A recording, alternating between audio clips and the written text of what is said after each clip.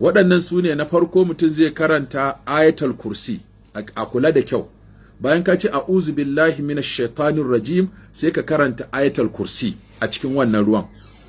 Bayan ka karanta ayatul kursi sai kuma ka karanta ita ayatul kursi tace aya ta 255 a cikin suratul baqara. Sai kuma ka karanta suratul a'raf daga aya ta 117 zuwa 122. Shine inda Allah ta'ala ke cewa auhayna ila Musa an alqi asaka. Mun sannan dama ana magana ne akan yadda Allah ya bawa annabi Musa nasara akan masu sihiri. Wa auhayna ila Musa an alqi asaka fa iza hiya talqafu ma ya'fikun fa waqa al-haqq wa batala ma kanu ya'malun fa ghulibu hunalika wa anqalabu sagirin wa ulqiya as-saharatu sajidin qalu amanna bi rabbil alamin rabbi Musa wa Haruna.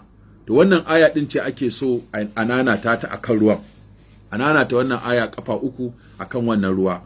Ita ce aya ta 117 zuwa 122 a cikin suratul a'raf. Magana a dama ake akan sihiri daga wa auhayna ila Musa an alqi asaka. Allah ya ce mun yi wahayi zuwa ga Musa ka jefa sandarka.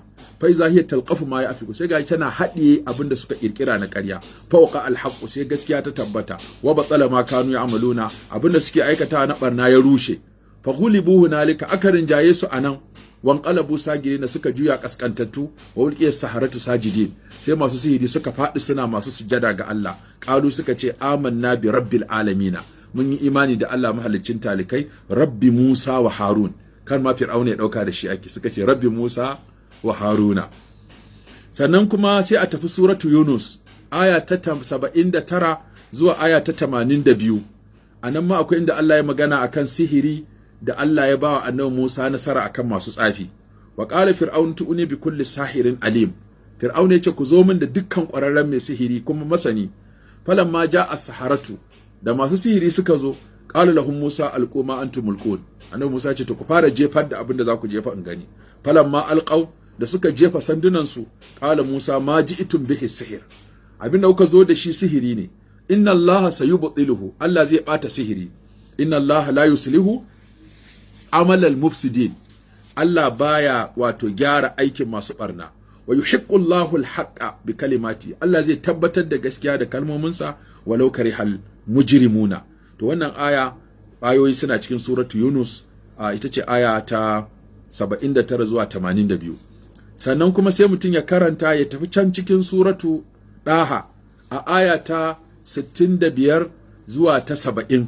Nan ma an yi magana akan maganan sihiri da masu sihiri suka zo annabi Musa ya rinjaye a kansu. Qalu ya Musa imma an tulqiya wa imma an nakuna awwala man alqa. Suka ce ya Musa ko ka fara jefa sandarka ko ya zama mu ne zamu fara jefawa. Qala bal alqu yace ku fara jefa in gani.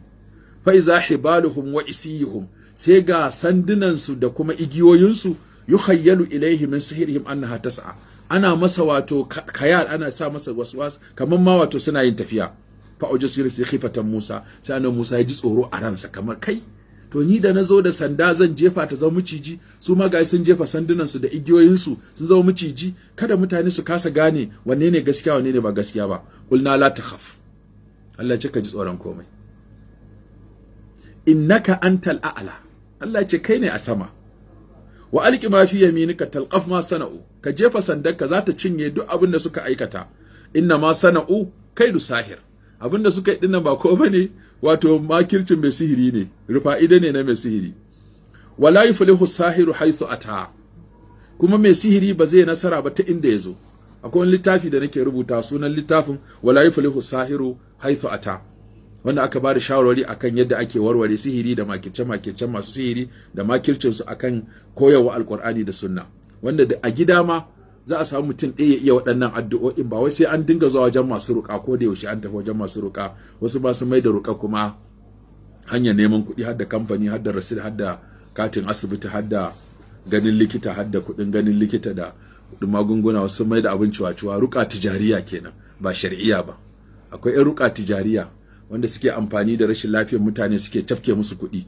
Da ka zo ce aljani ne, in mace ba ta magana aljani ne, in ta yi shiru aljani ne, in ta fiye surutu aljani ne, in ta yi kuka aljani ne, in ta yi dariya aljani ne, in ta samu miji aljani, in bata zauna lafiya ba aljani ne, in bata samu miji, komai sun mai da rayuwar gaba ɗaya sun halakanta ta da aljanu, kawai sun mai da abin neman kuɗi, saboda mutane suna jin tsoron aljani da sihiri sai suke amfani da wannan suke tafke musu kuɗi. To Allah ya ce wala yaflihu sahiru haythu ata, mai sihiri fa ba zai nasara ba ta ko ina ya bullo, haythu ata ba zai nasara ba. Fa ulqiya saharatu sujjadan, sai masu sihirin nan suka faɗi suka yi sujjada.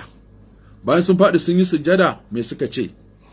Qalu amanna bi rabbi Musa wa Haruna. Suka ce mu dai mun yadda, mun gamsu, mun yi imani bi rabbi Musa wa Haruna, bi rabbi Haruna wa Musa. To daga nan mutum sai ya tsallaka ya tafi suratul kafirun. Wannan sura sukutun ɗinta gaba ɗaya za a karanta ta akan wannan ruwa.